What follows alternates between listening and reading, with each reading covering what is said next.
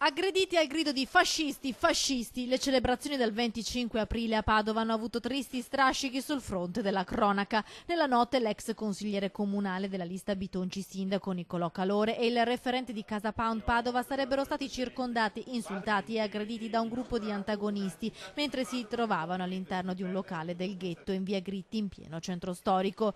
I due intorno all'una di notte erano insieme ad una ragazza, anche lei offesa dal gruppo, quando sono stati riconosciuti da alcuni ragazzi che passavano in quel momento.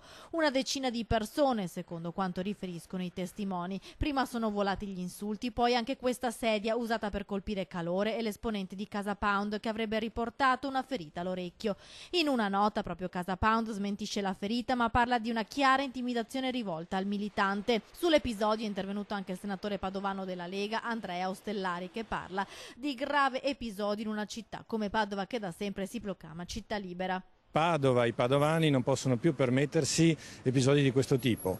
Vanno condannati e mi attendo da tutti una condanna ovviamente unanime, forte, verso quello che è accaduto ieri sera. Un'aggressione di chiara matrice politica. Gli insulti sono stati sentiti da molti testimoni all'interno del locale e dallo stesso gestore che ha chiamato la polizia. Le indagini sono state affidate alla Digos, un'escalation di violenza inaccettabile messa in atto da chi normalmente predica la tolleranza. Questo è il commento del governatore Luca Zaia, che ha espresso la solidarietà ai due feriti condannando l'episodio avvenuto a Padova e anche l'attentato alla sede della Lega a Casoria. Dispiace che un fatto come questo sia avvenuto dopo le celebrazioni del 25 aprile, ha detto il sindaco di Padova Sergio Giordani, auspicando che i responsabili vengano identificati presto. Rappresenta le istituzioni, deve garantire il rispetto delle regole e in questo ovviamente stanno anche tutte le dichiarazioni che si fanno pubblicamente. Paola Ghidoni, europarlamentare della Lega, invece ha annunciato una passeggiata di solidarietà in ghetto a Padova per sabato 4 maggio.